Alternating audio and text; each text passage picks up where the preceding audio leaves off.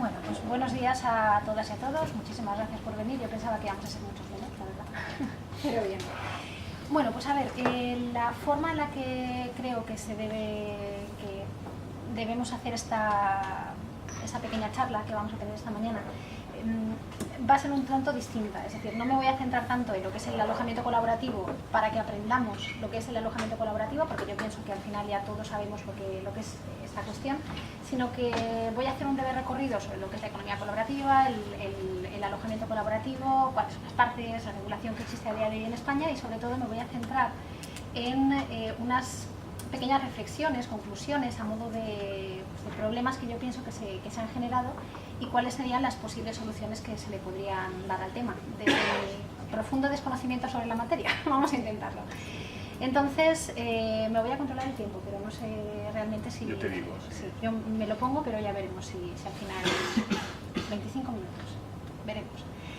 Bueno, pues comencemos con el tema de lo que es la economía colaborativa. Todos sabemos realmente a qué estamos refiriéndonos cuando hacemos mención a la economía colaborativa. Es este fenómeno que ya no es tan nuevo, ya no podemos decir que sea un fenómeno novedoso, de compartición de bienes o servicios que surge a raíz de la crisis económica que hemos sufrido y que aprovecha las ventajas de las nuevas tecnologías para conseguir un uso más eficiente de los recursos que ya están creados y prima el reaprovechamiento de los bienes que ya existen para su compartición y no tener que volver a crear más bienes. Bien, por esto se dice que es un fenómeno que defiende una sociedad más sostenible.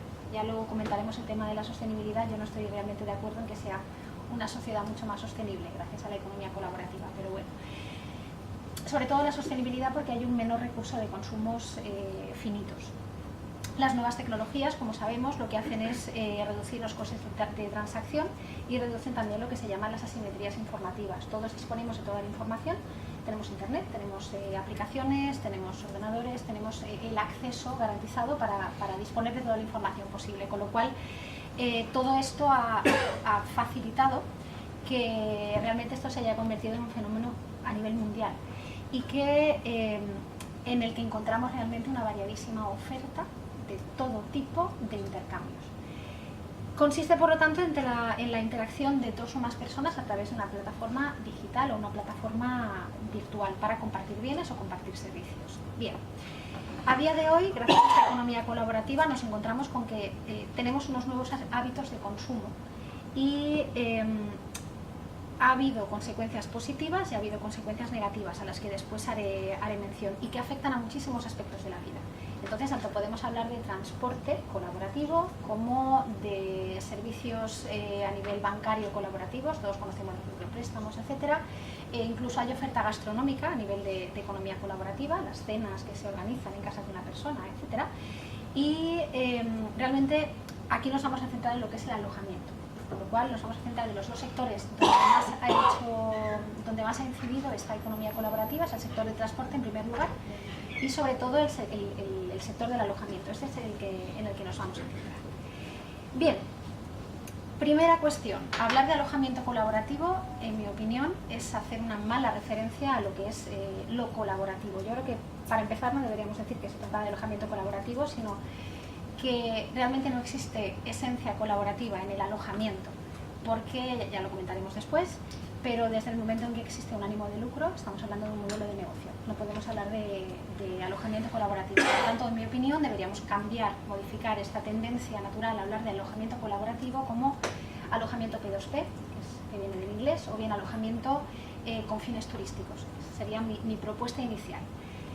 ¿Qué es esto del alojamiento con fines turísticos? Pues a ver, básicamente supone hablar de esta definición que hemos hecho de la economía colaborativa, el reaprovechamiento de bienes o servicios a través de plataformas digitales, pero cuando esos bienes, en este caso, son viviendas realmente.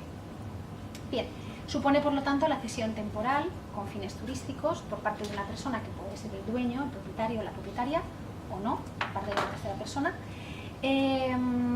con la finalidad turística, por lo tanto tiene que ser una estancia de corta duración, que se formaliza a través de esa plataforma digital o esa plataforma virtual. Todos conocemos plataformas de alojamiento con fines turísticos, Airbnb, está HomeChange, está HomeAway, Windu, hay muchísimas a día de hoy, hay miles prácticamente, cientos más que miles.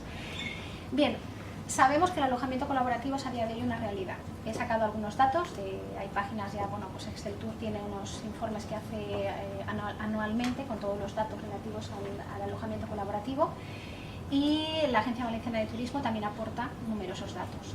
Por ejemplo, en 2017 se han registrado altas en el Registro General de Empresas, Establecimientos y Profesiones Turísticas de Valencia de 16.189 viviendas en la Comunidad Valenciana. Solo en Valencia 8.000 en 2017. Nuevas viviendas, y estas son las de las que tenemos conocimiento porque se han registrado, pero hay muchísimas que no se registran, con lo cual estamos hablando de un fenómeno que existe y que, bueno, pues tiene sus problemas también. En el año 2017 ha habido 13 expedientes sancionadores contra plataformas virtuales. Estamos ante una situación que puede provocar problemas. Ahora veremos esos problemas que se pueden provocar.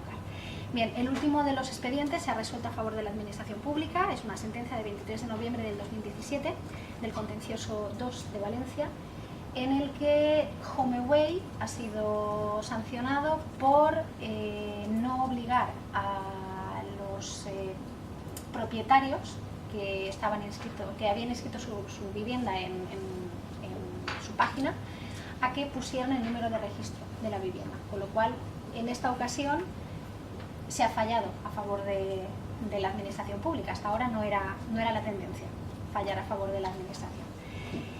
Bien, cuando hablamos de actores, ¿cuáles son los actores que participan en esta nueva relación de alojamiento con fines turísticos? Bien, pues hablamos hasta ahora, la CNMC había hablado del mercado de 3 lados. Hasta ahora lo que se decía era que era un mercado triangular de 3 lados. A día de hoy creo que ya no podemos hablar de un mercado de 3 lados, necesariamente hay que hablar de un mercado de 4 al menos. Lo que pasa es que al cuarto actor se le ha dado una importancia relativa hasta el momento y ahora lo veremos. En primer lugar tenemos el proveedor del bien, prosumidor, que es el propietario o propietaria de la vivienda. El lenguaje de Airbnb, vamos a hacer mención a Airbnb porque realmente es la que más número de personas maneja, número de habitaciones maneja y de viviendas. En el lenguaje de Airbnb es el anfitrión. Por lo tanto, este es el primer lado de estos que tiene esta relación. También tenemos el consumidor, que es el turista, pernoctante, también el lenguaje de Airbnb, que es la persona que, bueno, pues hace uso de esa vivienda con fines turísticos. Y luego tenemos a la empresa intermediaria. La empresa intermediaria es la plataforma virtual, plataforma online. Puede ser Airbnb, puede ser la que sea, pero como os digo, vamos a hacer mención a Airbnb. No la podemos denominar plataforma colaborativa por la razón que he comentado antes, porque realmente es un modelo de negocio. El cuarto lado, que creo que tiene muchísima importancia, y aunque hasta ahora se haya dicho que es una relación triangular, ya no podemos hablar de una relación a 3, sino que tenemos que hablar necesariamente de una relación a 4, son las comunidades de vecinos. Los vecinos también están implicados en esta relación, obviamente, y son los que a día de hoy tienen mayores problemas generados con este alojamiento con fines turísticos. Luego haré mención también de las reflexiones que creo que tienen más importancia. Bien, con respecto a la normativa, sabemos que la cesión de viviendas con fines turísticos es una actividad que está regulada por la normativa sectorial. Eso significa que la dejamos fuera de la Ley de Arrendamientos Urbanos después de la reforma que hubo en el año 2013 y se tiene que regular por la normativa turística. ¿Quién tiene competencia en materia turística? Las comunidades autónomas, con lo cual la regulación que se realiza a día de hoy está en manos de las comunidades autónomas. ¿Esto qué significa? Pues que tenemos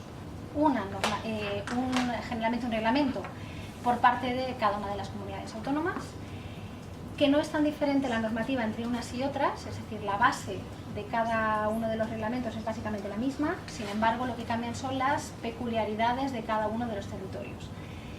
No vamos a hacer mención a todas, pero sí que, bueno, pues la Comunidad Valenciana a día de hoy nos regimos por un decreto del año 2009 y del año 2010. Tenemos una ley en ciernes de turismo que regula poco o nada, básicamente sobre el tema, que luego comentaremos. En Cataluña están igual, es decir, tienen una norma del año 2002, poco más. También tienen ahora una moratoria con el hecho de no dar licencias a quienes las solicitan para crear nuevas viviendas de uso turístico. En Madrid también tienen una norma, un decreto del año 2014, que también se va a modificar, ya está el proyecto colgado en la red, por tanto se puede ver, y bueno, pues da, por ejemplo, mayor protagonismo a los vecinos, cosa que está bien. Andalucía, su norma es el 2016, es la más novedosa de todas, dado que permite, si una de las características que tenemos en todas las normas de cada una de las comunidades autónomas es no permitir el alojamiento por habitación. La única norma a día de hoy que permite el alojamiento por habitación es Andalucía, desde el año 2016. El proyecto de Madrid también lo contempla, lo que se dice de la normativa de Barcelona también, pero en principio la única que lo permite a día de hoy, el alojamiento por habitación, solamente es legal cuando estamos hablando de Andalucía. El resto, las habitaciones que se alquilan en las casas, es decir, en las viviendas de uso turístico, es un arrendamiento que se realiza de manera ilegal. Bien, Baleares tiene una norma del año 2012, modificada en 2017, que yo creo que haremos mención más adelante, pero establece cosas bastante interesantes, como ofrecer, por ejemplo, bolsas de plazas turísticas, una bolsa de plazas turísticas para los hoteles, otra bolsa de plazas turísticas para las viviendas de este tipo, con un número limitado, con lo cual cuando se llega al número máximo de plazas ya no hay más plazas que dar. Por lo tanto, se limita la existencia de estas viviendas de uso turístico. Y por último, Canarias, su norma es del año 2015 y, por ejemplo, desde el año 2007, son cosas que me han llamado la atención. Desde el año 2017, desde enero, se prohíbe que las viviendas que estén ubicadas en zonas turísticas puedan ser ocupadas con un uso residencial, es decir, se les pueda dar un uso residencial. Por lo tanto, las viviendas ya existentes que estén construidas en zonas turísticas solamente se pueden dedicar a usos turísticos. Es decir, esto lo veremos ahora después también. Bien, ¿qué nos interesa de todo esto? Esta amalgama de datos que hemos visto hasta el momento. Pues a ver, regulación. A lo que vamos. ¿Es necesario regular o no es necesario regular? En mi opinión, es necesario regular. Sé que es contrario a lo que va a opinar el profesor González Castilla, pero en mi opinión sí que es necesario regular. ¿Por qué? Porque estamos hablando de una relación que se establece entre varias personas, entre ese mercado de 3 lados, que al final es un mercado de 4 lados, y que es potencialmente problemático. Como existe la posibilidad de que existan problemas, tenemos que intentar regularlos. Ahora iremos a eso. A ver, una cosa que me he dejado y que sí que me gustaría hacer mención. La regulación que hace España de esta cuestión, la regulación que tenemos a nivel autonómico. Se ha dicho de nosotros que tenemos una regulación del alojamiento con fines turísticos que es demasiado represiva, porque se establecen demasiados requisitos de entrada, porque se establecen demasiados requisitos para los propietarios, para los turistas, etc. En mi opinión, no se trata de una regulación excesivamente represiva. ¿Por qué? Porque las regulaciones que tenemos fuera de nuestras fronteras, por ejemplo, solamente voy a hacer mención a Reino Unido y Francia, las regulaciones que establecen los dos podemos decir que son igualmente restrictivas. La única que se salva es la regulación establecida en Londres, bueno, la de Reino Unido, porque quisieron establecerse como capital del alojamiento colaborativo y lo que hicieron fue modificar una normativa anterior y en el año 2015, desde el año 2015 solamente tenemos 2 artículos que regulan el alojamiento colaborativo, con lo cual poco más establece. Por lo tanto, digamos que Reino Unido, la legislación que tiene, sí que podemos decir que es la más liberal, pero está regulada. Francia, por su parte, desde 2014 sí que tiene una legislación muy restrictiva, en la que, entre otras cosas, dice, por ejemplo, que las viviendas secundarias tienen un máximo de 90 días por año para que se puedan arrendar con esta finalidad de vivienda de uso turístico, pero siempre con una autorización, siempre que me dé una autorización de cambio de uso de la vivienda, con lo cual tenemos que ir a morir siempre a la autorización administrativa. La vivienda habitual sí que se puede utilizar también con fines turísticos, pero tiene muchísimas más restricciones.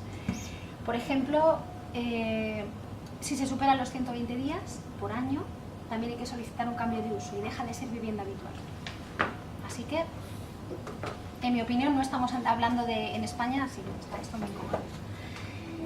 No estamos hablando en España de una legislación realmente restrictiva. Y algo a lo que haré mención ahora después es que nos piden en Francia, por ejemplo, un aval, una especie de aval, porque si quitamos del mercado una vivienda, un espacio para poder ser usado por los residentes, tenemos que avalar ese espacio que estamos quitando para dárselo a los turistas mediante otro espacio que vamos a dar a la administración pública para que se pueda arrendar a gente que necesite vivienda permanente. Ahora entraremos en eso. Bueno, después de esto que hemos, esta pequeña circunvalación, digamos, de lo que es el alojamiento colaborativo, vamos a ir a las cosas que yo creo que son más interesantes. Reflexiones que a mí me ha generado este tema después del tiempo que llevamos ya estudiándolo. Lo primero, ¿es necesario regular? Que es lo que comentaba anteriormente. ¿Es necesario regular? Sí. Tenemos que establecer una regulación, ya está establecida en España, pero tenemos que aspirar a una regulación mejor. ¿Por qué? Dado que se trata de una relación en la que confluyen 4 intereses completamente distintos, tenemos que intentar que no existan esos potenciales problemas, esos potenciales riesgos que solamente van a poder ser minimizados gracias a esa normativa. Es evidente que esto ha generado efectos positivos, pero también efectos muy negativos para gran parte de la población. Entonces, el propio Parlamento Europeo se ha mostrado a favor de esta economía colaborativa, de este alojamiento con finalidad turística, en su Agenda Europea para la Economía Colaborativa de 2017 y dice que frente a los impactos negativos, necesariamente, las autoridades que disponen de un amplio margen de maniobra para adoptar las medidas que sean necesarias, deben intentar garantizar un alto nivel de protección para los consumidores y velar también por el cumplimiento de las obligaciones fiscales. Es obvio. Bien, dentro de esta regulación, ¿qué deberíamos primar? En mi opinión, la regulación debería centrarse en también el aspecto urbanístico. ¿Por qué? Los problemas que se generan por estas viviendas urbanísticas no solamente repercuten a nivel medioambiental o a nivel tributario, sino que sobre todo repercuten a nivel urbanístico. Entonces, una de las posibles soluciones es regularlo incidiendo en la normativa urbanística. Obviamente, cuando hablamos de este alojamiento con finalidad turística, este tipo de alojamiento repercute en el modelo de ciudad que tenemos y en el modelo de ciudad que se ha construido ya. Hay zonas a día de hoy que tienen una masificación turística excesiva y lo que han hecho es este movimiento de turistas centrados en una parte de la ciudad, lo que ha hecho es que salga la población residente a otras zonas. Con lo cual, los criterios de ordenación urbanística son obviamente necesarios, tenemos que regular este diseño de ciudad desde el punto de vista urbanístico. ¿Cómo? Pues a ver, nuestro Plan General de Ordenación Urbana es el instrumento básico de ordenación de la ciudad. Y entonces, en este plan general lo que se establece es cómo se clasifica el suelo y cómo se califica el suelo. La clasificación es fácil, es suelo urbano, suelo rural. A día de hoy tenemos suelo urbanizado y suelo rural.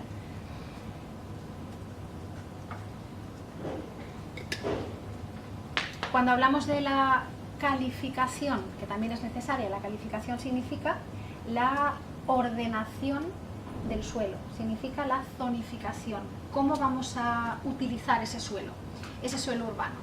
Pues a día de hoy, en el Plan General de Ordenación Urbana, tenemos que dentro del uso urbano se puede zonificar, dándole un uso a ese suelo urbano, dividiéndolo en uso residencial o uso, digamos, económico. Entonces, el uso residencial es para los residentes, como vivienda, y luego tenemos el uso económico, que puede ser industrial, puede ser terciario, que es el que realmente nos interesa porque es el destinado a hoteles, y puede ser el dotacional, carreteras, etcétera, etcétera. Bien, a mi juicio, hablar de lo que está pasando hoy, un uso mixto, residencial, turístico, digamos que podríamos hacer mención de que es una aberración urbanísticamente hablando. ¿Por qué?